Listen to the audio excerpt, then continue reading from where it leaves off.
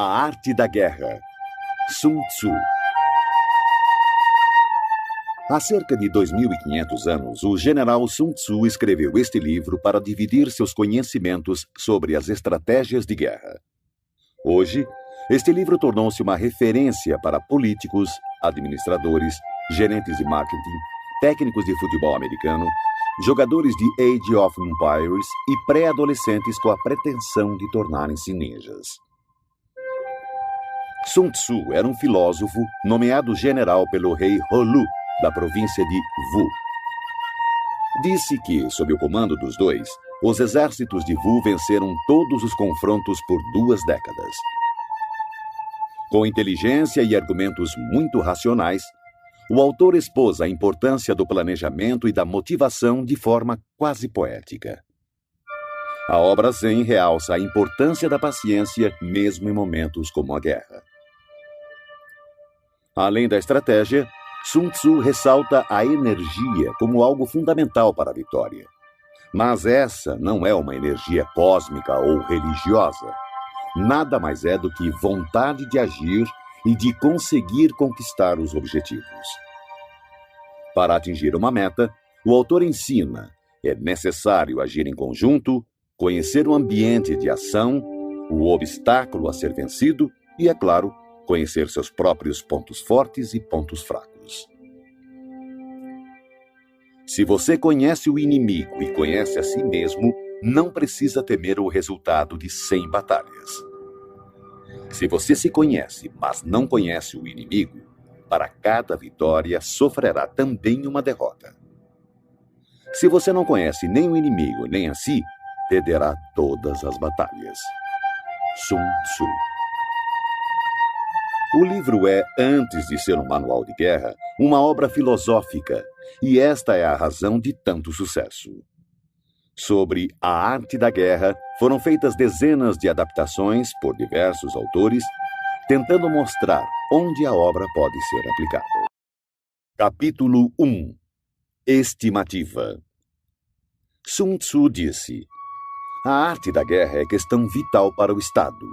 É o âmbito onde a vida e a morte são fundamentadas, um caminho que leva à aniquilação ou determina a sobrevivência. Deve ser examinada com cuidado e nunca negligenciada. A única forma para prever o resultado de uma guerra é analisar a situação com base nos 5 fatores. Primeiro, Tao, caminho. Várias mentes com um único ideal. O caminho que faz o pensamento do povo estar em completa harmonia com o de seus governantes, levando-o a segui-los para viver ou para morrer sem temer nenhum dos riscos. Segundo, clima. É a sombra e a luz, o calor e o frio, o tempo e a sucessão das estações. Aceitar ou desafiar essas condições determinará a vitória militar. Terceiro, terra. Referem-se às distâncias, dificuldades de travessia, condições do terreno para a disposição das tropas. A análise da situação da terra define oportunidades de vida e morte. Quarto, líder. A virtude da sabedoria, integridade, disciplina, coragem e humanidade. Quinto, métodos. Impõe eficiência, controle de gastos, tropas, uma cadeira de comando adequada e suporte logístico. Todos os comandantes que negligenciarem esses 5 fatores estarão fadados ao fracasso. Porém, os que dominarem conquistarão a vitória. Portanto, para prever o resultado de uma guerra, é necessário comparar os 2 lados avaliando suas forças. Para tanto, devemos fazer as seguintes questões. Primeira, qual dos soberanos tem o Tao, caminho? Segunda, qual comandante é mais competente e habilidoso? Terceira, qual dos lados possui vantagens do clima e da terra? Quarta, qual exército segue os métodos e é rigorosamente disciplinado? Quinta, qual lado é mais rigoroso e imparcial ao recompensar e punir? Sexta, qual exército tem a maior força? Sétima. Qual exército possui os oficiais e as tropas mais bem treinados? Através dessas 7 comparações, sei quem ganhará e quem perderá a guerra. Se um comandante estiver atento aos meus conselhos e proceder de acordo com eles, a vitória será certa. Nesse caso, mantenha-o. Se um comandante não a seguir, procedendo em desacordo, será derrotado. Nesse caso, demita-o sumariamente. Sabendo dos ganhos que podem advir dos meus conselhos, tire o maior proveito das condições favoráveis, formulando através delas uma vantagem estratégica para reforçar nossa posição. Há momentos em que a maior sabedoria é parecer não saber nada. Por isso, quando capaz, finja então ser incapaz. Quando pronto, finja grande desespero. Quando perto, finja estar longe. Quando longe, façam acreditar que está próximo. Se o inimigo procurar alguma vantagem, seduza-o com uma armadilha. Se estiver desorganizado, ataque-o e conquiste-o. Se ele for muito poderoso, prepare-se para ele. Se ele possuir forças superiores, evite-o. Se ele for orgulhoso, provoque-o. Se ele for humilde, dê forças à sua arrogância. Se ele estiver descansado, faça-o se desgastar. Se ele estiver unido, separe-o. Ataque-o onde ele se mostrar despreparado. Adote caminhos que sejam para ele totalmente inesperados. O bom estrategista, para vencer uma batalha, faz antes muitos cálculos no seu templo, pois sabe que eles são a chave que o conduzirá à vitória. É calculando e analisando que o estrategista vence previamente a guerra na simulação feita no templo. Capítulo 2. Gerenciamento da guerra. Sun Tzu disse: a arte da guerra é um exército de 1000 carros velozes, 1000 carroções cobertos de couro e 100.000 guerreiros com cotas de malha. A abundância de coisas necessárias para esse exército deslocado sobre uma distância de 1000 li, com gastos no estado e no campo de operações, incluindo enviados ao exterior e conselheiros, matérias e manutenção de carros e armaduras. Somente quando você tiver 1000 peças de ouro para cada dia de guerra, poderá mobilizar 100.000 guerreiros. Evite batalhas duradouras, busque a vitória rápida. Se a vitória custar a chegar, suas armas se desgastarão e as tropas ficarão desmoralizadas e o entusiasmo tende a enfraquecer. Se você sitiar uma cidade, gastará forças. Se seu exército for mantido muito tempo em campo, as reservas do Estado não serão suficientes. O tempo prolongado irá desgastar as armas, desmoralizar suas tropas, exaurir suas forças e consumir todos os recursos disponíveis, abrindo oportunidades para os governantes vizinhos tirarem vantagens e atacar.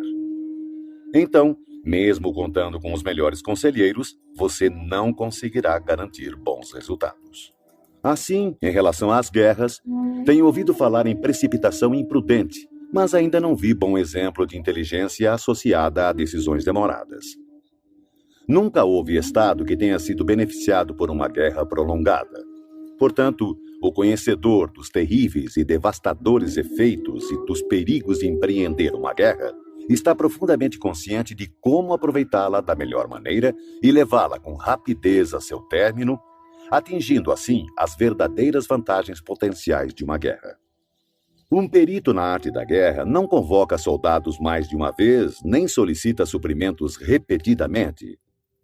Uma vez em guerra, ele não perderá tempo precioso esperando reforços.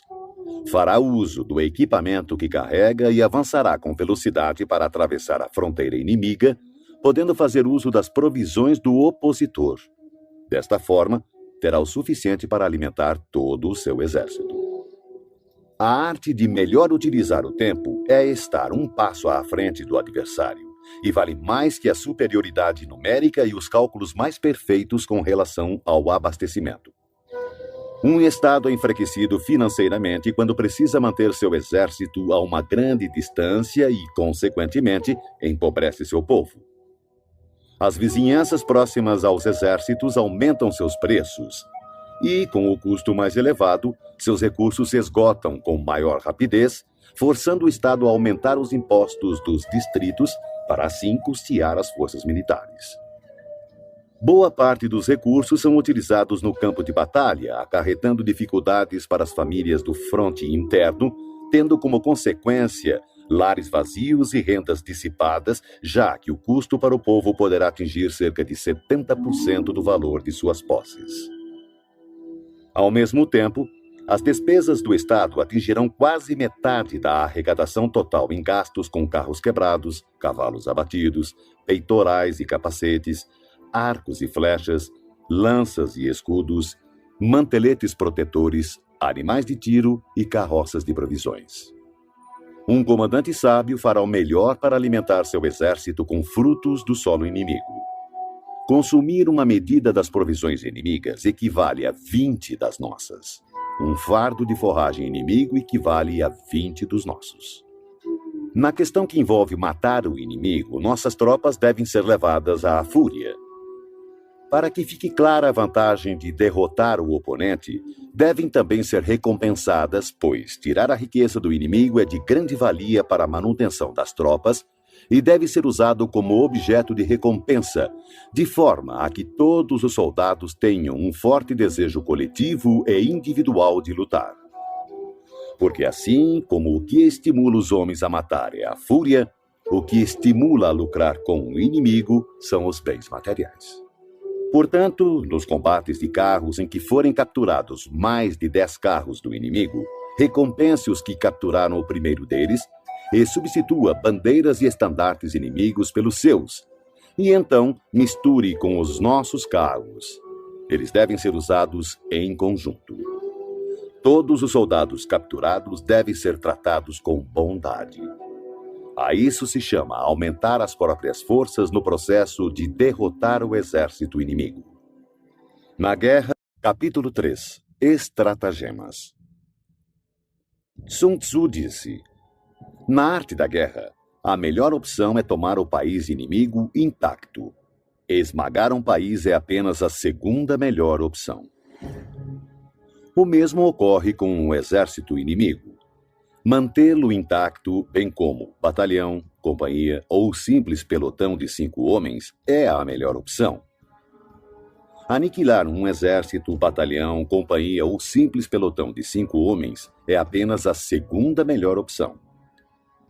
Portanto, conquistar 100 vitórias em 100 batalhas não significa o máximo da excelência. O máximo da excelência é subjugar o exército inimigo sem chegar sequer a combater. Assim, a melhor inteligência militar é atacar as estratégias do inimigo. Em seguida, atacar suas alianças, limitando a junção de suas forças. Depois, atacar seus soldados em seu próprio campo. E a pior de todas as políticas é sitiar cidades muradas. Isso somente deve ocorrer em último caso, quando não houver outra escolha. Pois as condições básicas de combate envolvem 2 elementos preciosos: energia e tempo. Se seu comandante for incapaz de controlar sua ansiedade e enviar tropas de soldados para escalar muros, perderá 1 em cada 3, e ainda assim não tomará a cidade. Esse é o tipo de calamidade que acontece quando se tenta sitiar uma cidade murada. Existem algumas máximas que devem ser consideradas antes de pensar em sitiar cidades e ganhar batalhas. O primeiro de teus cuidados deve ser conservar os domínios do país que serves. Somente quando for imprescindível, deves usurpar o território inimigo para ampliar o de seu governante. Deves garantir primeiro a tranquilidade das cidades de teu próprio país. Perturbar as cidades inimigas deve ser a opção mais desfavorável. Deves proteger e colocar em abrigo todos os vilarejos amigos. Somente se houver real necessidade, pode avançar contra os vilarejos inimigos. Deves impedir que as choças dos camponeses, bem como suas plantações, sofram qualquer dano. Somente uma extrema penúria deve levá-lo a saquear e devastar as instalações agrícolas de teus inimigos. Deves ter como objetivo buscar a perfeição, tentando conservar intactos os domínios dos inimigos. Somente destruí-lo em caso de extrema necessidade. O comandante que age assim tem a conduta comparada à dos mais virtuosos personagens da história, cujas obras buscam a produção e a conservação e não a destruição. O comandante habilidoso submete seu inimigo sem partir para a batalha, derrota seu reinado sem operações de campo muito extensas. Com as forças intactas, disputa o domínio do império. Dessa maneira, suas armas não sofrerão desgastes e, sem perder um soldado, sua vitória será completa. Esta é a arte de preparar o ataque. Já a arte de usar as tropas é a seguinte. Quando você tiver 10 vezes mais forças do que o inimigo, cerque-o. Quando tiver 5 vezes mais, ataque-o. Quando tiver apenas o dobro, divida-o em 2, um para atacar o inimigo pela frente e o outro para atacar pela retaguarda. Quando tiver igualdade de forças, divida a tropa do inimigo e enfrente-o. Quando for inferior em número, seja hábil para tomar a defensiva. Quando não for páreo para o inimigo, tenha a habilidade de evitá-lo. Embora um combate acirrado possa ser dado por uma força menor, esta acaba sendo capturada pela força maior.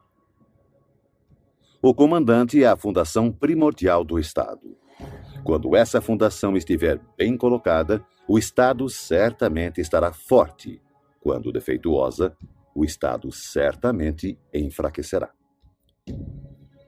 Existem 3 maneiras de um comandante trazer desgraça para o seu próprio exército.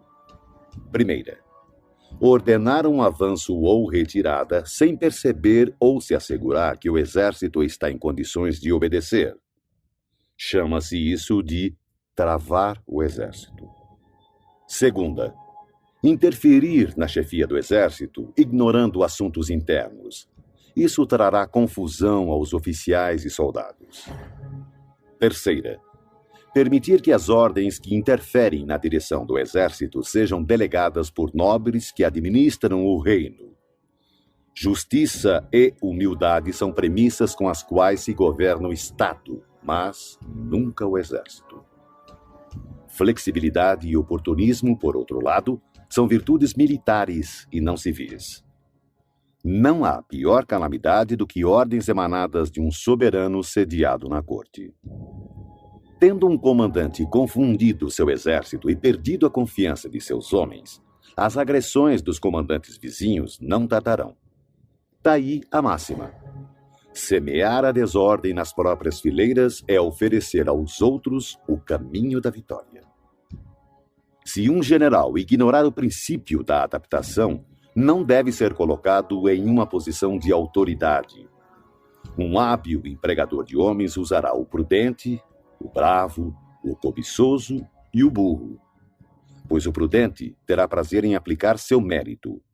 O bravo, sua coragem em ação. O cobiçoso é rápido em tirar vantagens. E o burro não teme a morte. Assim, há 5 fatores que permitem prever qual lado sairá vencedor. Primeiro, aquele que sabe quando deve ou não lutar conquistará a vitória. Segundo, aquele que compreende como lidar com a superioridade e a inferioridade numérica na disposição das tropas conquistará a vitória. Terceiro, aquele que possui superiores e subordinados unidos conquistará a vitória. Quarto, aquele que é prudente e põe em campo um exército completamente preparado contra um inimigo despreparado conquistará a vitória. Quinto, aquele que o comandante é hábil e cujos soberanos não interferem conquistará a vitória. Sun Tzu disse: aquele que... Capítulo 4. Posições táticas. Sun Tzu disse: na antiguidade, o perito em batalha se colocava fora da possibilidade de derrota e esperava que o inimigo expusesse a sua vulnerabilidade. Garantir-nos de não ser derrotado está em nossas mãos. Porém, a oportunidade de derrotar o inimigo é dada por ele mesmo. Por isso se diz: a invencibilidade repousa na defesa, a vulnerabilidade revela-se no ataque. Manter-se e assumir posição defensiva é porque a força do inimigo é esmagadora. Porém, lançar-se ao ataque é porque a força do inimigo é deficiente. O especialista em defesa oculta a si mesmo no mais profundo e indecifrável canto da terra. O especialista em ataque desfere o golpe de cima das mais altas esferas do céu. Dessa forma, ele é capaz de, ao mesmo tempo, proteger a si mesmo e alcançar a vitória completa. Ver a vitória apenas quando ela está ao alcance da visão de todos não é o máximo da superioridade. O verdadeiro mérito está em planejar secretamente, deslocar-se subitamente, frustrar as intenções do exército inimigo e finalmente chegar à vitória sem o derramamento de sangue. Pois não requer muita força levantar a penugem de um coelho no outono, nem olhos penetrantes para distinguir o sol da lua, muito menos ouvidos apurados para ouvir o ronco do trovão. Os hábeis comandantes vencem a batalha depois de terem criado as condições apropriadas. Um comandante inteligente não apenas vence, ele se sobressai derrotando o inimigo com facilidade. Eles preveem todas as eventualidades, conhecem as situações do inimigo e não ignoram o que podem fazer e até onde podem ir. A vitória é uma decorrência natural desse saber. Porém, suas vitórias não lhe garantiam nem a reputação de sábio, nem o mérito do homem de valor. Pois o homem comum não dá grande credibilidade a uma vitória que foi obtida longe dos olhos da sua compreensão. Assim eram nossos ancestrais. Não acreditavam que os elogios como corajosos, heróis ou invencíveis fosse um tributo que tivessem merecido. Atribuíam, sim, seu sucesso ao cuidado extremo que tinham em evitar o menor deslize. O comandante inteligente vence as batalhas evitando cometer erros. É isso que garante a vitória completa, pois significa conquistar um inimigo já derrotado. O comandante hábil assume uma posição tal que não pode sofrer nenhuma derrota. Não negligencia nenhuma circunstância que garanta aniquilar o inimigo. Portanto, um exército vitorioso só entra na batalha depois de ter garantido a vitória, enquanto um exército derrotado só procura a vitória depois de ter entrado na luta. Um comandante vitorioso não permite que as tropas mostrem uma confiança demasiado cega, uma confiança que degenera em presunção. As tropas que sonham com a presunção da vitória são debilitadas pela preguiça. Ao contrário, aquelas que, sem pensar na vitória, exigem o combate, são tropas enrijecidas pelo trabalho, aguerridas, destinadas a vencer. Um especialista no uso de tropas constrói seus fundamentos sobre a doutrina do Tao, seguindo firmemente as normas militares. Assim, estará preparado para ser o árbitro da vitória e da derrota. Depois de uma primeira vantagem, não esmoreças nem dês às tuas tropas um repouso precipitado. Empunha a espada com a mesma rapidez de uma torrente que se precipita de um despenhadeiro. Que seu inimigo não tenha tempo sequer de perceber o que está acontecendo e somente recolher os louros da vitória quando o inimigo estiver aniquilado, dando-lhe assim condição de fazê-lo com segurança e tranquilidade. A arte da guerra está baseada em 5 fatores estratégicos: os cálculos, as quantidades, a logística, a balança do poder e a possibilidade de vitória. Todos esses fatores estão ligados entre si. Primeiro, os cálculos estão diretamente ligados aos tipos de terrenos. Segundo, com base nesses cálculos, estimam-se as quantidades de provisões. Terceiro, de acordo com as quantidades de provisões disponíveis, define-se a capacidade da logística. Quarto, A balança do poder está diretamente relacionada à capacidade da logística. Quinto, e, finalmente, a possibilidade de vitória baseia-se na balança do poder. Um exército vitorioso é como o peso de 100 quilos contra outro de alguns gramas. Um exército derrotado é como apenas alguns gramas contra centenas de quilos. O exército que Capítulo 5. Vantagens. Sun Tzu disse: comandar muitos é o mesmo que comandar poucos. Tudo é uma questão de organização. Controlar muitos ou poucos é uma mesma e única coisa.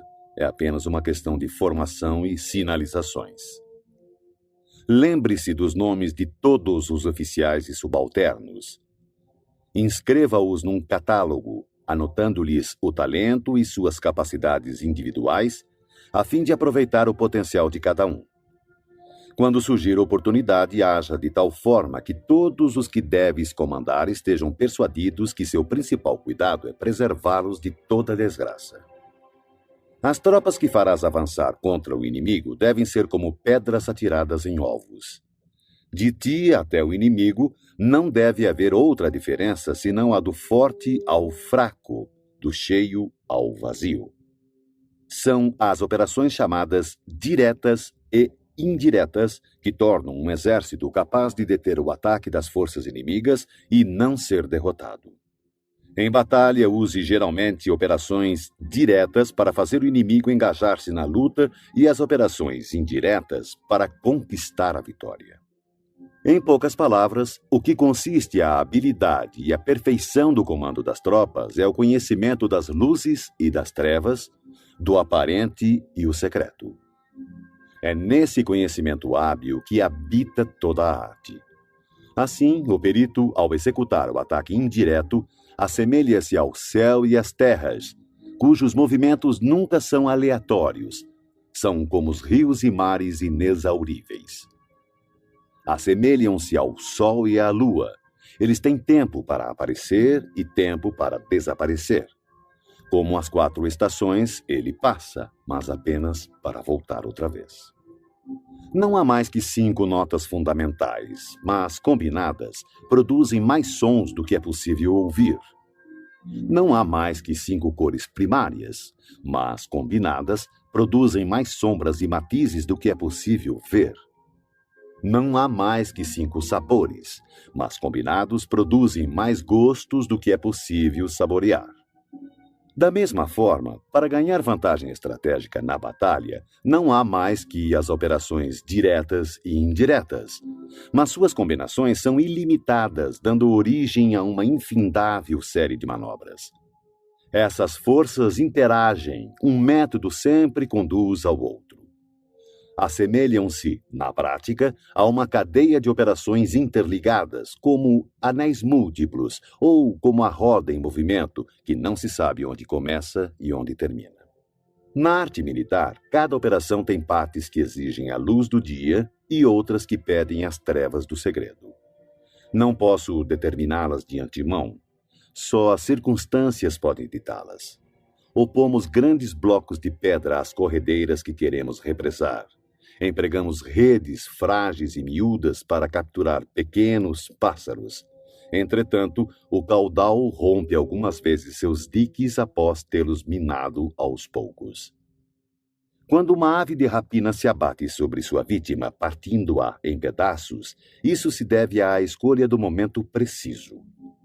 A qualidade da decisão é como a calculada arremetida de um falcão que lhe possibilita atacar e destruir sua vítima. Portanto, o bom combatente deve ser brutal no ataque e rápido na decisão. Embaralhada e turbulenta, a luta parece caótica. No tumulto de um combate pode parecer haver confusão, mas não é bem assim. Entre a confusão e o caos, uma formação de tropas pode parecer perdida e, mesmo assim, impenetrável. Sua disposição é, na verdade, circular e não podem ser derrotadas. A confusão simulada requer uma disciplina perfeita. Afinal, o caos estimulado se origina do controle. O medo fingido exige coragem. A fraqueza aparente se origina da força. Ordem e desordem é uma questão de número, de logística. Coragem e medo é uma questão de configuração estratégica do poder, vantagem estratégica. Força e fraqueza é uma questão de disposição das forças, posição estratégica. O sábio comandante possui verdadeiramente a arte de liderar aqueles que souberem e sabem potencializar sua força, que adquiriram uma autoridade ilimitada, que não se deixam abater por nenhum acontecimento, por mais desagradável que seja.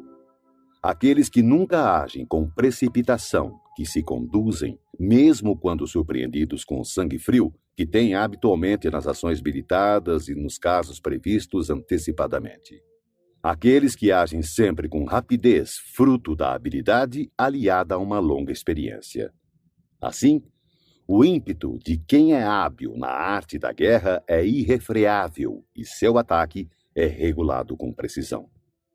O primeiro imperador Han, 256-195 a.C., desejando esmagar seu oponente Hsiung-nu, enviou espiões para conhecer sua condição. Mas este, sabedor do fato, ocultou com cuidado todos os soldados fortes e todos os cavalos bem alimentados, deixando apenas homens doentes e gado magro à vista. O resultado foi que os espiões, por unanimidade, recomendaram ao imperador que atacasse. O resultado? O imperador Han atacou e foi derrotado. Os espiões viram apenas velhice e doença. Isso, sem sombra de dúvida, é uma dissimulação do inimigo e atacar pode ser imprudente. Assim, quando pretende que o inimigo se movimente, o especialista se mostra e o inimigo certamente o seguirá. Ele ilude o inimigo e este acredita. Agindo dessa maneira, manipula o inimigo e assim espera por ele, armado com toda a sua força. O especialista, quando está em batalha, procura sua vitória na vantagem estratégica, não a solicita aos seus homens. Portanto, deve ser hábil para selecionar os homens certos e explorar o avaro e o tolo, o sábio e o valente, e dar a cada um deles uma responsabilidade adequada ao seu perfil. Jamais designe tarefas a quem não for capaz de cumpri-las. Selecione e dê a cada um responsabilidades proporcionais à sua competência. Em 341 a.C., o estado Shi, em guerra com o Wei, enviou o general Sun, que disse: "O estado Shi tem a reputação de covarde, e por esse motivo nosso adversário nos despreza. Vamos virar essa circunstância a nosso favor." Consequentemente, quando o exército atravessou a fronteira do território Wei, Sun ordenou que fossem acesas 100.000 fogueiras na primeira noite, 50.000 na segunda e apenas 20.000 na terceira. O general do exército Wei, Pang Xuan, ordenou o ataque de maneira vigorosa, pensando: "Eu sabia que os soldados de Sun eram covardes. Seu número já caiu menos da metade." Na sua retirada, Sun chegou a um estreito desfiladeiro que, calculou ele, seria atacado pelos perseguidores depois do anoitecer. Lá, chegando, tirou a casca de uma árvore e escreveu: "Sob esta árvore, Pang Xuan morrerá." Então, quando começou a anoitecer, colocou um grupo de poderosos arqueiros emboscados nos arredores, com uma ordem de atirar diretamente se vissem uma luz.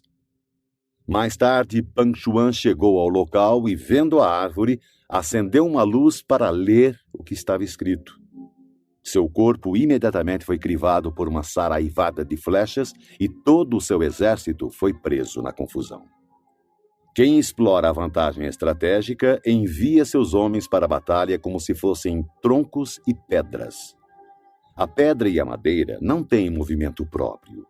Uma vez que, em repouso, não mexem por si mesmos, mas seguem o movimento recebido.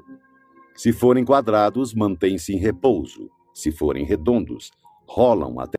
Capítulo 6. Pontos fortes e pontos fracos. Sun Tzu disse: "Para conseguir que a força de seu exército seja semelhante à de uma pedra de moinho chocando-se contra um ovo, Utilize a ciência dos pontos fracos e pontos fortes. Em geral, o exército que primeiro ocupa o campo de batalha para esperar o inimigo estará descansado para o combate. Aquele que chega mais tarde e se precipita para entrar na batalha estará exausto. Assim, o perito em batalhas move o inimigo em vez de ser movido por ele. Para conseguir atrair o inimigo espontaneamente, ofereça-lhe alguma vantagem. Se desejar impedi-lo, é questão de obstruí-lo. Um grande general não é arrastado ao combate, ao contrário, sabe impô-lo ao inimigo. Dessa forma, se o inimigo estiver descansando, fustigue-o. Se estiver bem abastecido de provisões, faça-o ficar faminto. Se acampado silenciosamente, force-o a mover-se atacando em posições que o inimigo deva apressar-se para defender. Marche com velocidade para lugares onde não for esperado. Um exército pode marchar por grandes distâncias sem correr riscos se o fizer por territórios onde não existe presença do inimigo. Atacar com confiança e alcançar os objetivos significa atacar aquilo que o inimigo não está esperando. Do mesmo modo, defender-se com confiança e garantir a segurança de suas posições significa defender onde o inimigo não poderá atacar. Assim, contra o especialista em ataque, o inimigo não saberá onde se defender. Contra o perito em defesa, o inimigo não saberá onde atacar. Aquele que for capaz de atacar das maiores alturas dos céus repentinamente, surpreendendo o inimigo, tornará impossível sua defesa. Assim, os lugares a serem atacados são exatamente os que o inimigo não pode defender. Aquele que for especialista em esconderijos de defesa torna impossível para o inimigo saber seu paradeiro.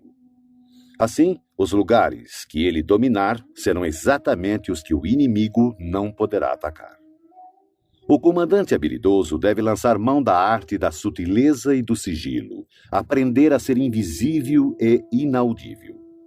Dessa forma, terá em suas mãos o destino de seus inimigos. Poderá avançar sem encontrar resistência se fizer isso contra os pontos fracos dele. E recuar se colocando a salvo da perseguição se seus movimentos forem mais rápidos do que de seus adversários. Portanto, se pretendemos nos lançar na batalha, nosso inimigo não terá escolha a não ser nos enfrentar, mesmo que esteja abrigado em altas trincheiras ou fossos profundos, porque atacaremos uma posição que ele precisará defender. Do contrário, se quisermos evitar o confronto, o inimigo não poderá nos obrigar a lutar, pois podemos evitar que ele venha ao nosso encontro. Mesmo que as marcas de nosso acampamento estejam esboçadas no chão, precisamos apenas atirar coisas estranhas e inexplicáveis em seu caminho para confundi-lo. Descobrindo a posição do inimigo enquanto ocultamos a nossa, teremos força totalmente concentrada onde ele estiver dividido.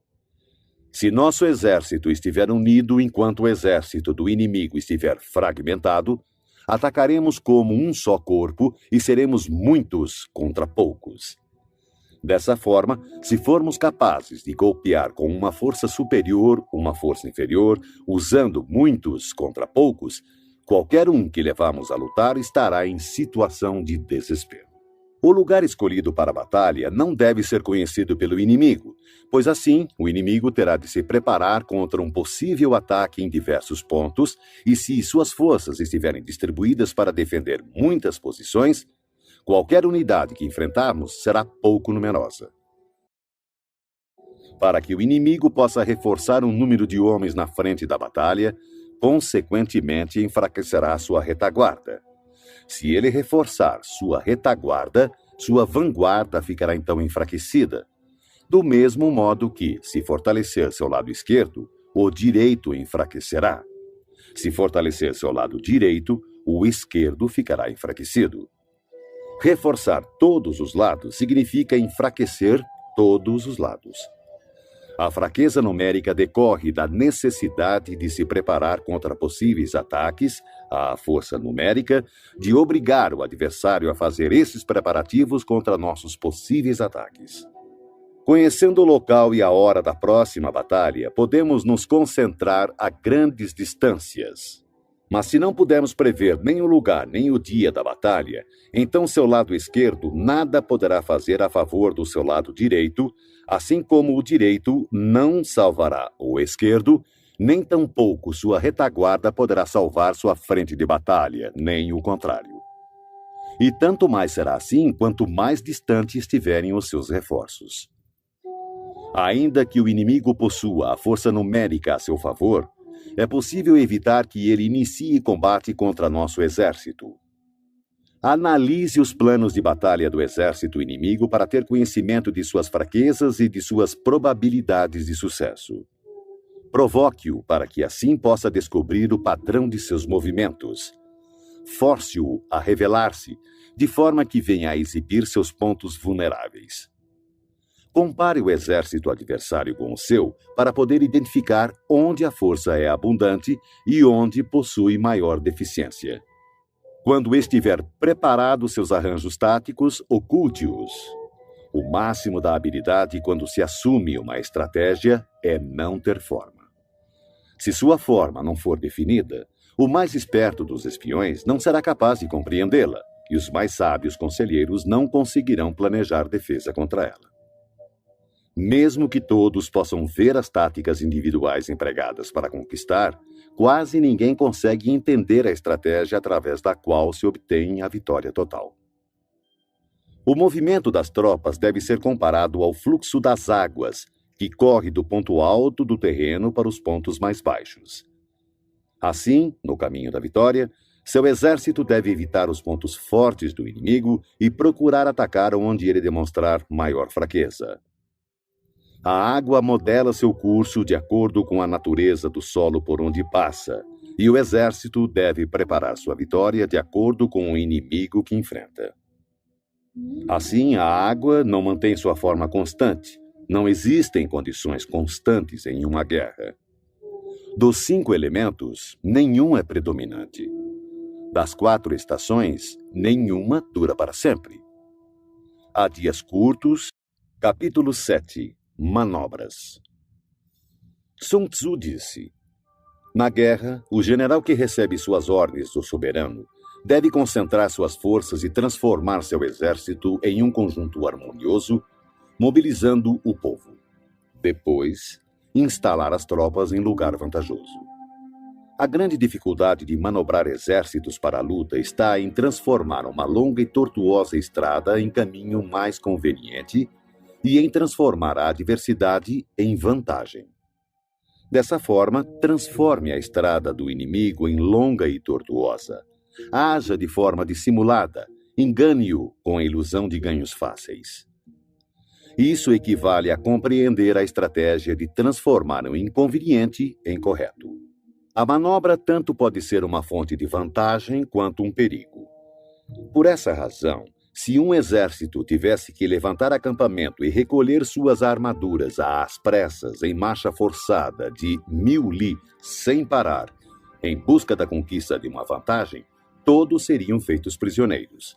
Seus homens mais fortes estariam longe da vanguarda, os exaustos ficariam para trás e, em média, somente 1/10 das forças chegaria à meta. Se tivesse que viajar 50 li em tal ritmo para obter vantagem, o comandante da força de avanço estaria perdido e somente a metade das forças chegaria à meta. Se tivesse que viajar 30 li em tal ritmo para obter alguma vantagem, apenas 2/3 das forças chegariam à meta. Um exército sem equipamento e provisões perecerá, sem sombra de dúvidas. Somente mantém alianças com os estados vizinhos depois de conhecer a fundo as intenções dos seus soberanos. E a menos que conheça a configuração de um terreno, suas montanhas, pântanos, florestas e acidentes naturais, você não deve colocar seus exércitos neles, a não ser que utilize guias locais para obter alguma vantagem.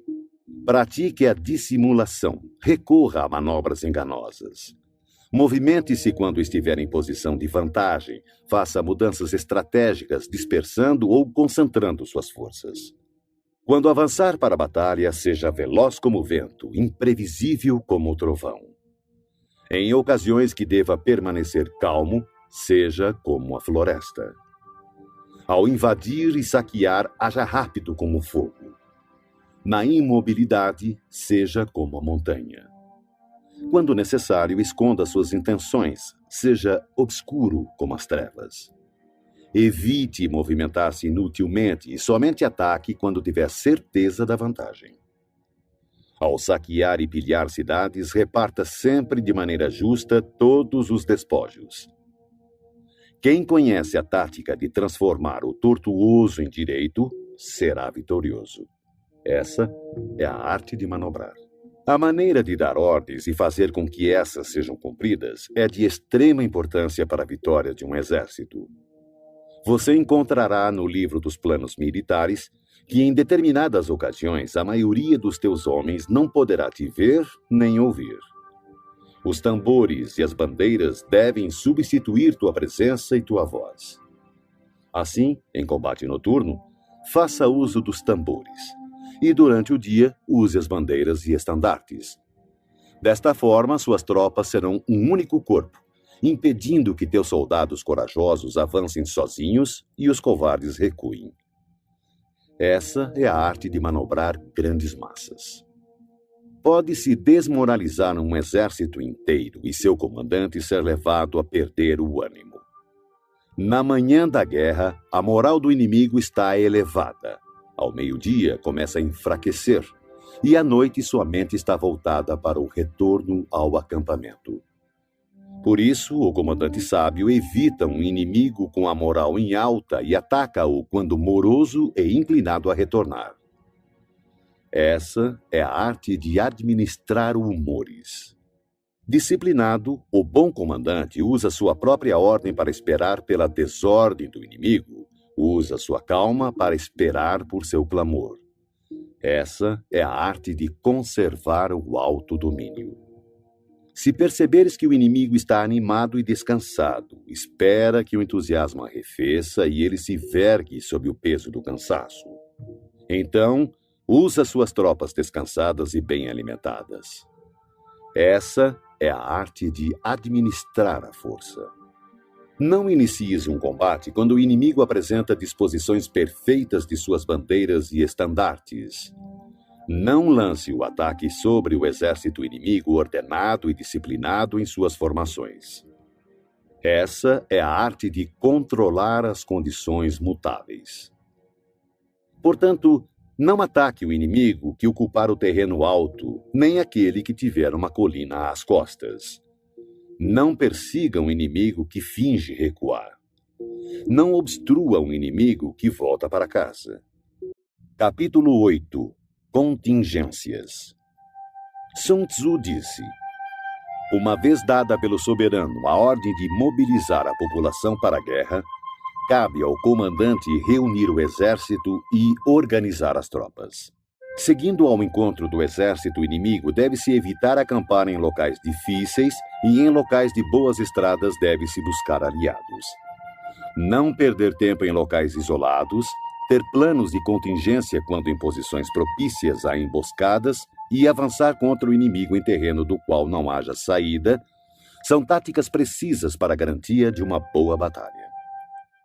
Há estradas que não devem ser percorridas, exércitos que não devem ser atacados, cidades que não devem ser assaltadas, terras que não devem ser contestadas e ordens do governo que não devem ser obedecidas.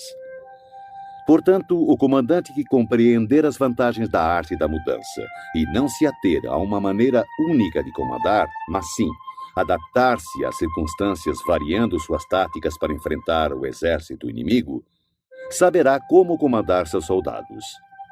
Ao contrário, se seus métodos de comando forem flexíveis e suas decisões forem tomadas de forma mecânica, ele não é digno de comandar seus soldados, e por mais que esteja familiarizado com o território, não será capaz de pôr em prática seus conhecimentos e tirar o máximo de seus homens.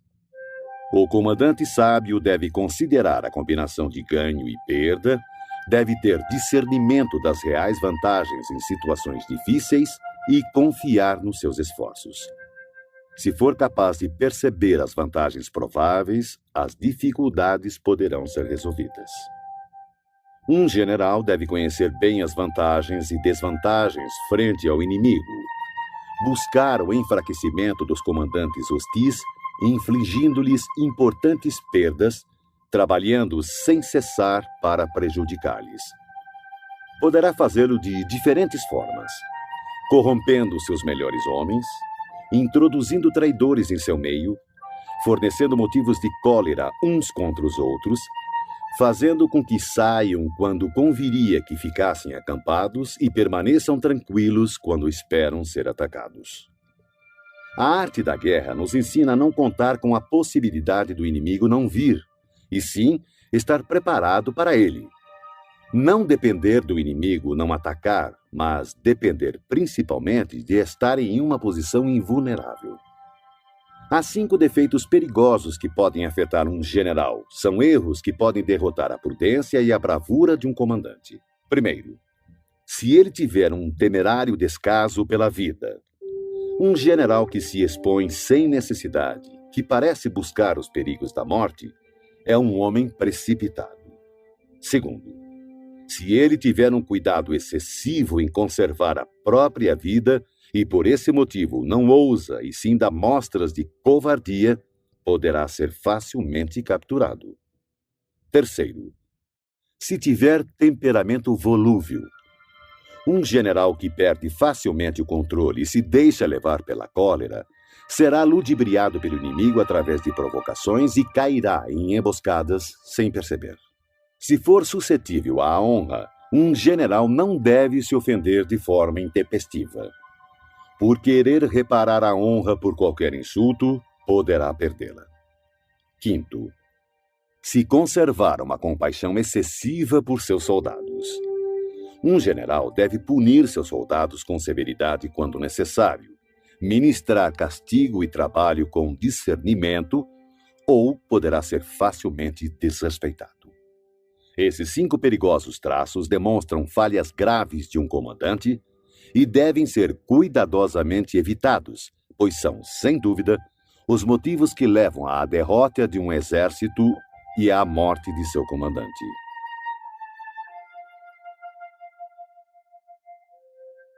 Capítulo 9. O exército em marcha. Sun Tzu disse: antes de movimentar suas tropas, se informe da posição de seu inimigo. Quando fizer seu exército marchar, atravesse rapidamente as montanhas e fique nas proximidades dos vales. Acampe sempre em terreno alto e em local ensolarado. Quando travar combate em colinas, não suba ao topo para alcançar o inimigo. Sempre que for necessário atravessar um rio, afaste-se rapidamente da margem e jamais o atravesse em presença do inimigo. Caso contrário, o inimigo esteja cruzando um rio, não vá ao seu encontro dentro da água. Espere. E só ataque quando a metade de sua tropa concluir a travessia. Desta forma, terá mais vantagem no combate.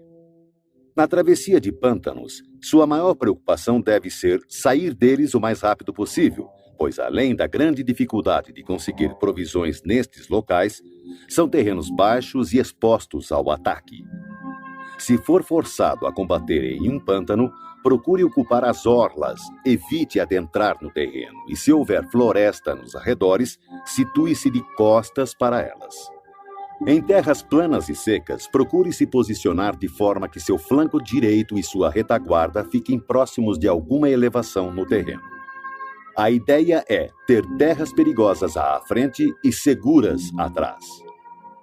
Quando estiver com sua tropa em movimento, o mais importante é buscar as vantagens naturais do terreno que estiver ocupando.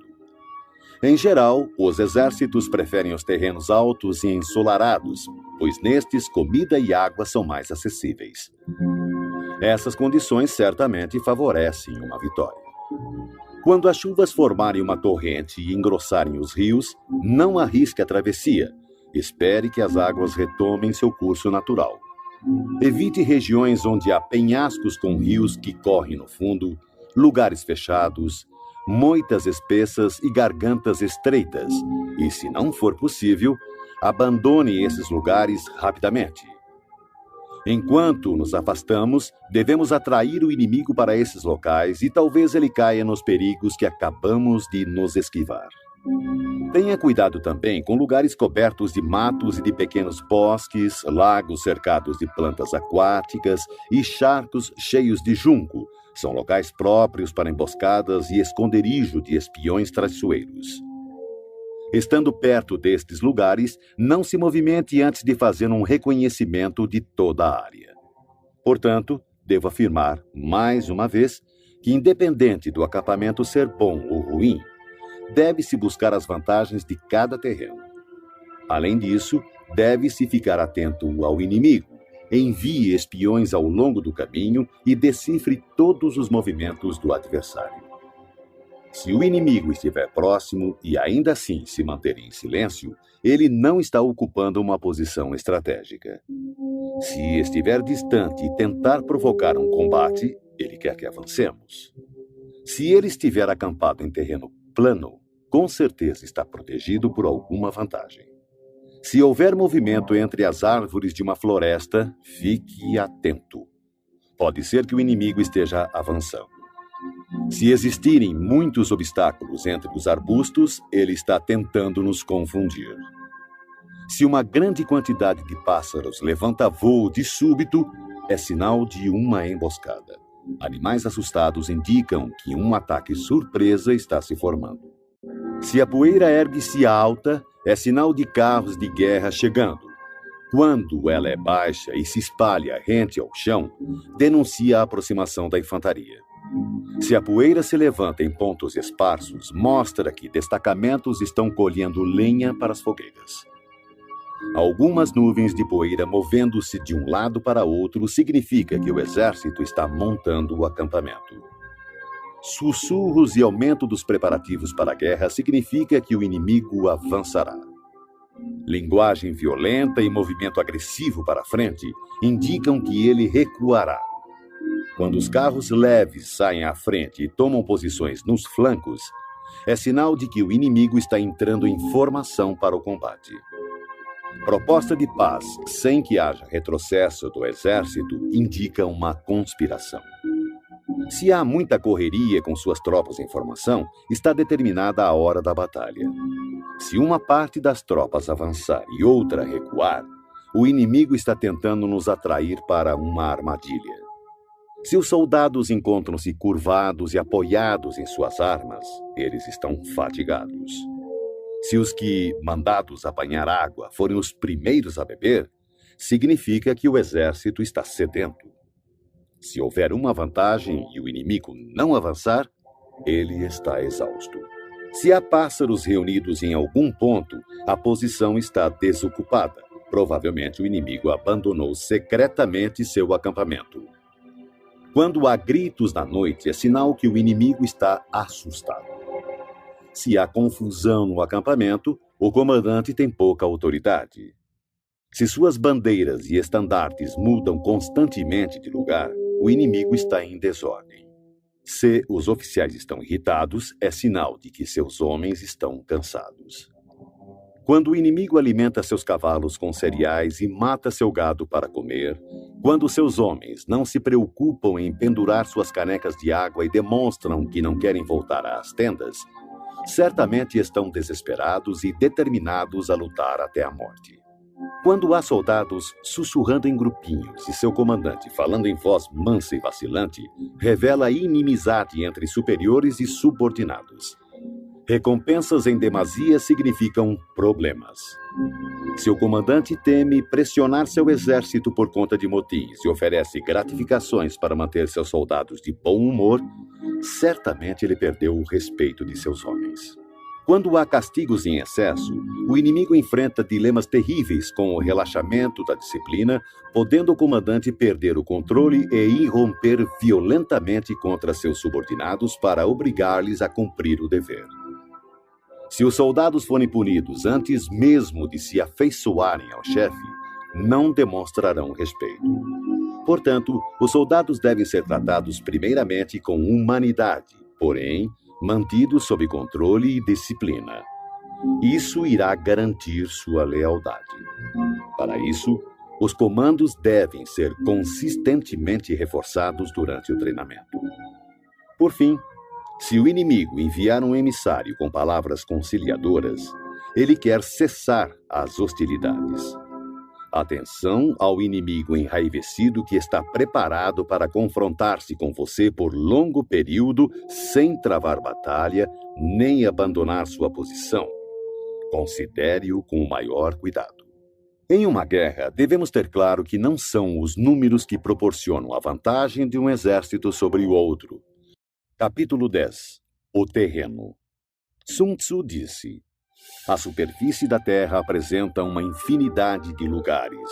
Deves fugir de alguns e buscar outros. Todavia, deves conhecer bem todos eles. Os tipos de terrenos incluem o acessível, o complicado, o indeciso, o estreito, o acidentado e o distante. O primeiro terreno citado, o acessível, é aquele em que ambos os exércitos podem se aproximar livremente. Portanto, levará vantagem aquele que primeiro ocupar um nível mais alto do lado ensolarado e ter estabelecido linhas de abastecimento adequadas. O terreno que permite o avanço e dificulta a retirada é o mais complicado. De uma posição dessas, se atacarmos o inimigo quando ele não estiver devidamente preparado, poderemos derrotá-lo. Porém, se ele estiver preparado e não conseguirmos derrotá-lo, seremos pressionados a bater em retirada, então teremos grandes problemas. O terreno indeciso é aquele que oferece desvantagens tanto para o nosso lado quanto para o lado do inimigo. Neste terreno, mesmo que o inimigo tente nos atrair, é prudente abandonar a posição e recuar, atraindo por sua vez o inimigo. Então, quando parte de seu exército tiver saído, poderemos atacar com vantagem. Na passagem estreita, ou desfiladeiros, terá vantagem quem primeiro a ocupar e guarnecê-la completamente, ficando à espreita do adversário. Se o inimigo estiver com essa vantagem, não devemos seguir atrás dele. Somente quando ele falhar e a passagem estiver mal protegida é que devemos atacar. Em terreno alto e acidentado, do mesmo modo, se pudermos ocupá-lo primeiro, devemos nos posicionar na parte mais alta do lado ensolarado e esperar pelo inimigo. Se o inimigo conquistou essa vantagem, devemos abandonar nossa posição e bater em retirada. Por fim, quando os exércitos estiverem posicionados a grandes distâncias um do outro e suas vantagens estratégicas forem semelhantes, não será fácil provocar um combate. Por outro lado, levar a batalha até o inimigo não trará nenhuma vantagem. Esses 6 princípios que definem o uso do terreno devem ser do conhecimento total e da responsabilidade do comandante. Shang Yu conta a seguinte passagem de Pei Hsing Xian, 619-682 d.C., mandado numa expedição punitiva contra as tribos Turkic. Ao crepúsculo, como de costume, montou seu acampamento, fortificando-o posteriormente com paliçada e fosso, quando, de repente, determinou que o exército mudasse as instalações para uma colina próxima. Essa decisão desgostou muito seus oficiais, que protestaram aos brados contra o esforço extra que os soldados iriam despender. Pei Hsing Xian, todavia, não ligou para as reclamações e fez o acampamento ser transferido o mais depressa possível. Na mesma noite, caiu uma forte tempestade inundando o local anterior do acampamento, que ficou sob 4 metros de água. Os oficiais ficaram espantados com o acontecido e confessaram seu erro. Como soube que ia acontecer? Perguntaram. Pei Hsing Xian respondeu. Daqui por diante, contentem-se em obedecer às ordens sem fazer perguntas desnecessárias. Durante uma guerra, um exército pode ficar exposto a situações de calamidade que não são decorrentes de causas naturais, mas sim são decorrentes de erros cometidos por seu comandante. São elas fuga, insubordinação, colapso, ruína, caos e derrota. Nos casos em que as vantagens estratégicas de ambos os lados forem praticamente as mesmas, atacar o inimigo que tem um exército 10 vezes maior que o nosso poderá resultar em fuga. Quando os soldados rasos são muito mais fortes que seus oficiais, o resultado é a insubordinação. Caso contrário, quando os oficiais são fortes e suas tropas são fracas, o resultado é o colapso. Se os oficiais dos batalhões forem insubordinados e tiverem o temperamento volúvel, sendo facilmente dominados pela ira e, por conta disso, levados a manobras não autorizadas de modo que o comandante não tenha conhecimento da força de suas próprias fileiras, o resultado será a ruína. Quando o comandante demonstrar fraqueza, não tiver autoridade, suas ordens não forem claras e seus oficiais e tropas forem indisciplinados, o resultado será o caos e desorganização absoluta. Se um comandante negligenciar as forças do exército inimigo e assim permitir que uma tropa enfraquecida enfrente a elite do adversário e ainda operar sem uma vanguarda de tropas de choque, o resultado será a derrota total do seu exército. São essas as 6 formas de atrair a derrota e estão em total responsabilidade do comandante. A formação natural da região e a posição estratégica de um exército são os grandes aliados em uma batalha. Mas a capacidade de avaliar o inimigo, de criar condições para se chegar à vitória e de calcular astutamente as dificuldades, perigos e distâncias constitui o teste de um grande comandante. Quem conhecer esses fatores e os colocar em prática de forma adequada será vitorioso. Aquele que lutar sem isso, certamente será derrotado. Desta forma, se tiver certeza que o caminho da batalha garante a vitória, então você deve lutar, mesmo contra a decisão de seu soberano. Mas, se o caminho da batalha não assegura a vitória, então não deve lutar, mesmo com ordem do seu governante. O comandante que segue para a guerra sem ter como prioridade fama pessoal e recua sem temer o descrédito, aquele cuja preocupação for proteger seu povo e prestar um bom serviço ao seu soberano, é um tesouro nacional. Se o comandante trata seus soldados como se fossem seus filhos, por recompensa eles o seguirão até os vales mais profundos e o defenderão com a própria morte. Porém, se o comandante for generoso, mas incapaz de fazer valer sua autoridade, seus soldados serão como crianças mimadas e ficarão inúteis. Se soubermos que nossas tropas estão prontas para atacar, mas ignorarmos que o inimigo não está vulnerável, chegaremos apenas a meio caminho da vitória. Saber que o inimigo está vulnerável, mas ignorar se nossas tropas podem atacar para vencer, reduzem à metade nossas chances de vitória. Saber que o inimigo está vulnerável e que nossas tropas estão prontas para atacar e vencer, e ainda assim ignorarmos que o terreno não nos favorece, novamente reduz nossas chances de vitória. Portanto, quando o soldado experiente se mover, nunca ficará desorientado e quando partir para a ação, não encontrará limites. Por isso se diz: se você conhece o inimigo e a si mesmo, a vitória não estará em risco. Se você conhece o terreno e as condições naturais, a vitória poderá ser completa.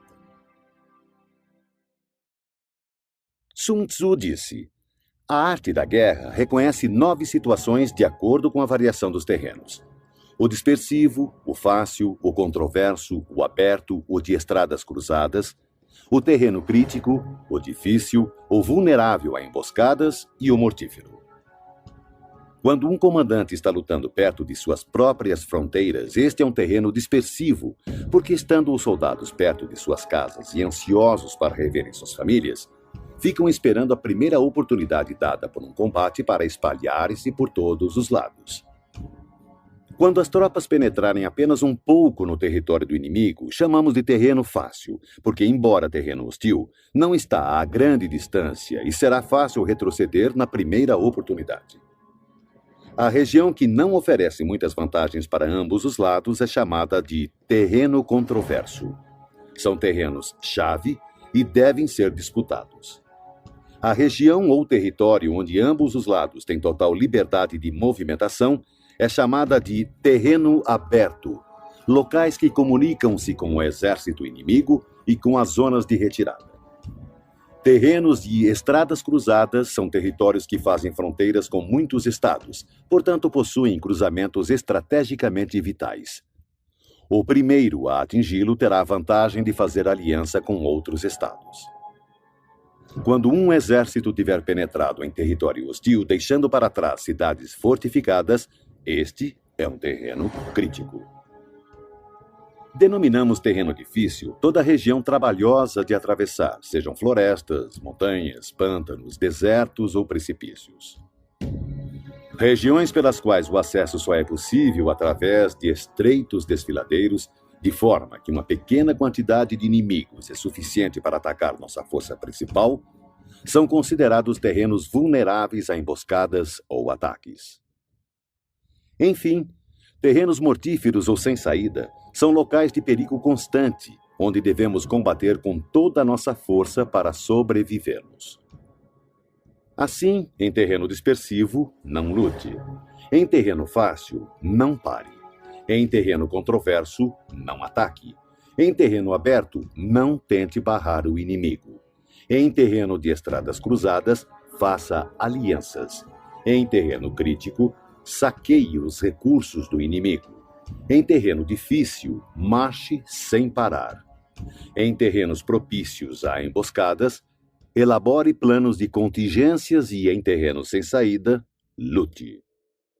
Os que foram no passado considerados grandes comandantes tinham como objetivo impedir que a frente e a retaguarda do inimigo pudessem socorrer uma a outra, impedir a cooperação entre suas divisões, impedir que os oficiais e soldados pudessem auxiliar uns aos outros, impedir a comunicação entre superiores e subordinados e impedir, inclusive, que as forças dispersas do inimigo pudessem se reunir.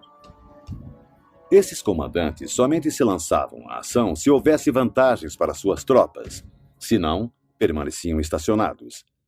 Se lhe perguntassem como agir no caso de haver um adversário em grande número e com uma estrita disciplina pronto para atacar, ele com certeza responderia: apodere-se de algo que ele não pode se dar ao luxo de perder. Ele ficará em suas mãos. A velocidade é a essência da guerra. Aproveite a falta de preparação do adversário, avance por caminhos onde não é esperado e ataque locais desprotegidos. O exército invasor deve estar atento e observar os seguintes métodos. Quanto mais profundo penetrar em território inimigo, maior deverá ser a solidariedade entre os soldados. Dessa forma, os defensores não levarão a melhor. Saqueie os campos férteis do inimigo para suprir suas tropas de alimentos. Cuide do bem-estar de seus homens e não os sobrecarregue. Mantenha seu exército sempre em movimento. Coloque suas tropas em situações sem saída. Seus homens preferirão morrer a fugir. Uma vez lutando desta forma, darão o máximo de si e não terão medo, mesmo se caírem no mais desesperado cerco. Se não houver onde se refugiarem, todos continuarão firmes.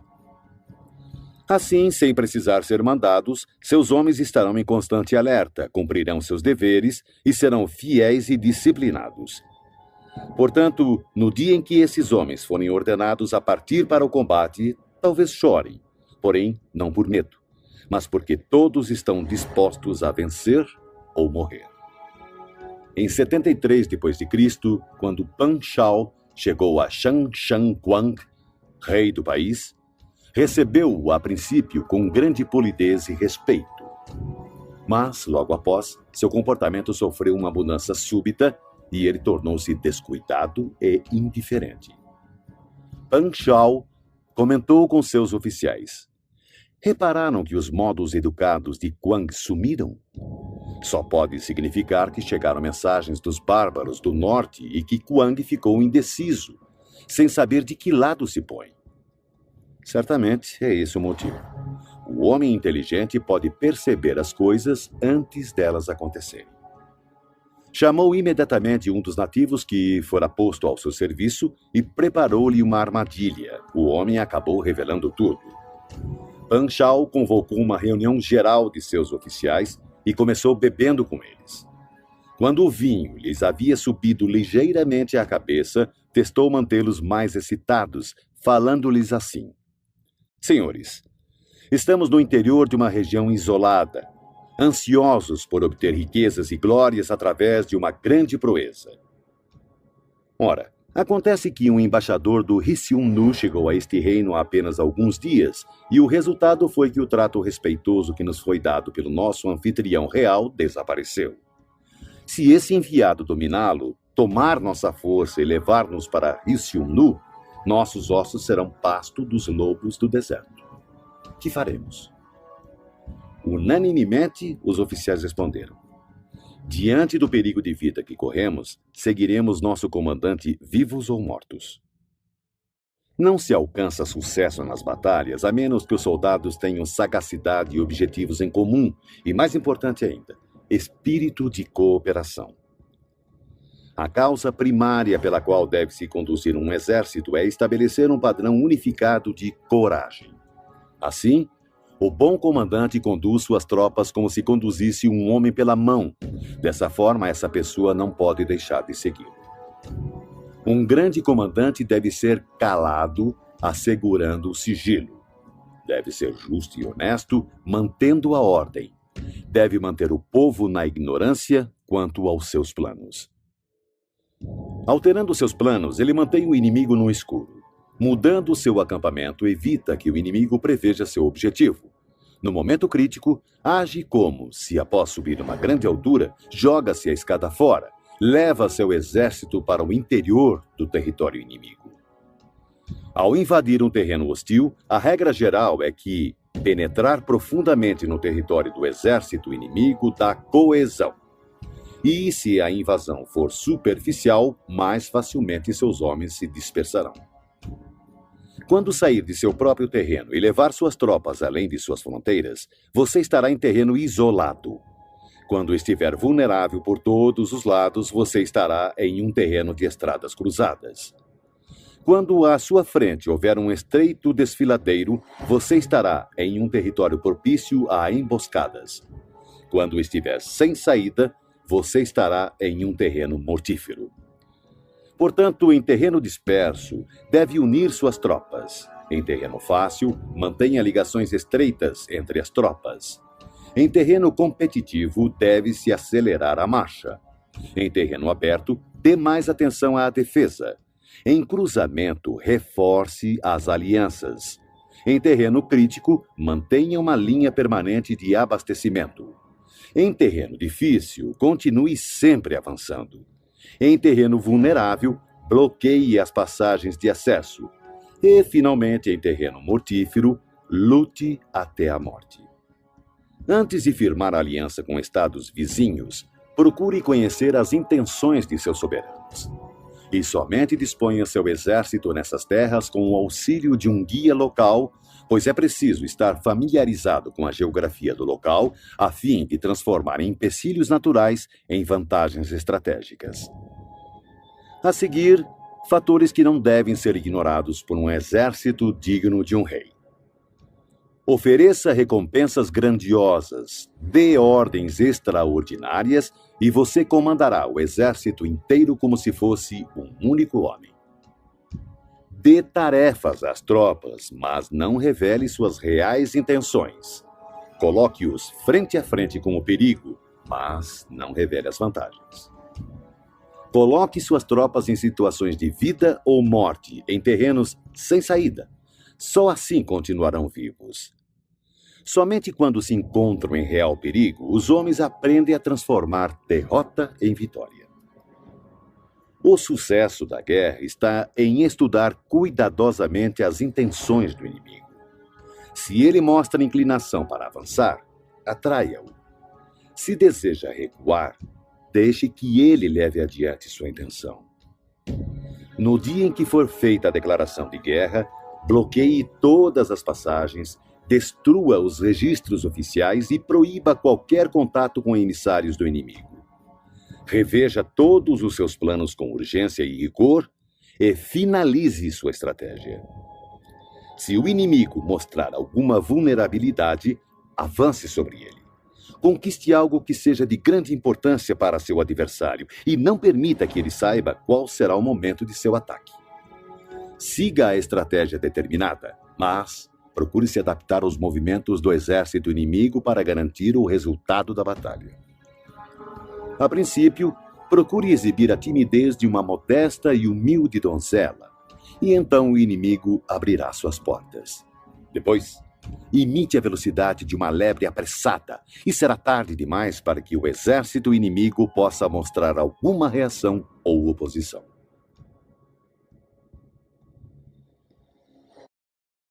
Capítulo 12. O ataque pelo fogo. Sun Tzu disse: existem 5 meios de atacar com fogo. O primeiro consiste em queimar os homens. O segundo, queimar as provisões. O terceiro, queimar transportes e equipamentos. O quarto, queimar arsenais e depósitos. E, por último, lançar fogo contínuo sobre o inimigo. Para iniciar um ataque com fogo, deve-se manter sempre preparado um material inflamável e aguardar que o tempo e as circunstâncias estejam favoráveis. Deve-se observar que a época mais adequada para o uso do fogo são os períodos quentes e secos. Há ainda os dias mais propícios para o alastramento das chamas, são aqueles em que a lua estiver passando pelas constelações da cesta dos ventos, do muro, das asas e da plataforma do carro, pois estas constelações determinam dias ventosos. No ataque com fogo, deve-se estar preparado para variar a maneira de agir de acordo com as mudanças de situação, que podem ser 5. Primeira, quando o fogo invadir o acampamento do inimigo, deve-se esperar uma reação imediata. No entanto, se as tropas inimigas permanecerem em silêncio mesmo com o lavrar do fogo, contenha seu ímpeto e não ataque. Segunda, se logo após ateares fogo observar que as chamas ganham altura e, se puder atravessá-las, ataque e não dê ao inimigo a chance de apagá-las. Se não puder atravessar as chamas, permaneça onde está. Terceira, se for possível iniciar um ataque com fogo estando fora do campo inimigo, não entre em suas fronteiras, mas assegure-se de atacar no momento mais adequado. Quarta, considere sempre a direção do vento, atacando em seu favor. Jamais ataque contra o vento ou vai sofrer tanto quanto o inimigo. Quinta, se o vento soprou continuamente durante todo o dia, certamente ele cessará ao anoitecer. Tome precauções para não ser surpreendido. Todo exército bem treinado deve dominar os 5 desdobramentos relacionados ao ataque com fogo e devem ter conhecimento do movimento das estrelas para identificar os dias mais adequados para que possa iniciar esse tipo de ataque. Demonstra grande inteligência aquele que usa o poder do fogo para atacar. Os que usam a água conseguem um acréscimo de força, mas não são eficientes em privar o inimigo de suas provisões. A água será bem utilizada para interceptar e ilhar o inimigo. As diferentes maneiras de combater com fogo proporcionam uma plena vitória, mas é preciso saber colher os frutos, ou todo esforço será uma perda de tempo. É de grande importância também reconhecer o mérito de teus homens e recompensá-los, pois se tuas tropas só enfrentarem dificuldades e trabalho sem o devido reconhecimento, perderás o respeito de teu exército. O general esclarecido melhora seus recursos, comanda seus soldados com autoridade, mantém-nos juntos pela boa-fé e os torna serviçais por boas recompensas. Se a fé diminuir, haverá separação. Se as recompensas forem deficientes, as ordens serão desrespeitadas. Em batalhas, quaisquer que sejam os resultados, o gosto sempre será amargo, mesmo para os vencedores. Portanto, a guerra deve ser a última solução e só deve ser travada quando não existir outra saída. Um soberano jamais deve decidir pela guerra se estiver dominado pelo ódio ou vingança. Um bom comandante não deve mobilizar suas tropas se tiver o coração tomado pelos mesmos sentimentos. Ambos devem aguardar dias mais serenos para ponderar, pois uma pessoa em crise pode recuperar seu bom humor, assim como uma pessoa no calor da paixão pode encontrar novamente equilíbrio. Não marche a não ser que veja alguma vantagem. Não use suas tropas a menos que haja alguma coisa a ser ganha. Não lute, a menos que a posição seja crítica, pois o que jamais poderá ser recuperado totalmente é um estado devastado pela guerra, nem tampouco ressuscitar seus mortos. Capítulo 13. Os espiões. Sun Tzu disse: constituir um exército de 100.000 homens e percorrer com ele longas distâncias gera grandes perdas ao povo e custa muito para os cofres públicos. Podemos estimar cerca de 1.000 peças de ouro por dia. Isso acarretará distúrbios internos e externos, homens cairão exaustos nas estradas e cerca de 700.000 famílias terão dificuldades de manter seus trabalhos nos campos. Uma guerra pode durar anos.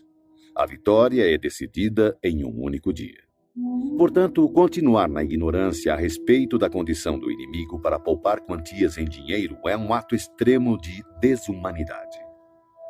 Não lamente o dinheiro empregado para corromper traidores e obter informações do campo inimigo. O que possibilita ao soberano inteligente e seu comandante conquistar o inimigo e realizar façanhas fora do comum é a previsão, conhecimento que só pode ser adquirido através de homens que estejam a par de toda a movimentação do inimigo. Por isso, deve-se manter espiões por toda parte e informar-se de tudo. Existem 5 tipos de espiões que podem ser usados: espiões locais, agentes internos, agentes duplos, espiões dispensáveis e espiões indispensáveis. Quando os 5 tipos de espiões estão ativos e ninguém pode descobrir o sistema secreto, chama-se a isso teia imperceptível. Primeiro, espiões locais são os próprios habitantes do país inimigo quando colocados a nosso serviço. Segundo, agentes internos em geral são funcionários do inimigo, homens ofendidos por ocuparem posições subalternas, concubinas gananciosas por ouro, pessoas volúveis que estão sempre em cima do muro. Para lidar com este tipo de espião é necessária muita cautela. Terceiro, espiões duplos são espiões do inimigo que trazemos para o nosso lado através de suborno e promessas liberais.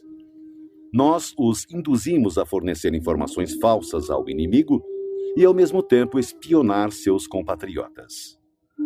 Quarto, espiões dispensáveis são nossos próprios agentes a quem damos propositalmente informações falsas a nosso respeito, a fim de que, quando forem capturados ou nos traírem, passem informações erradas, fazendo então com que nossos inimigos tomem medidas inadequadas.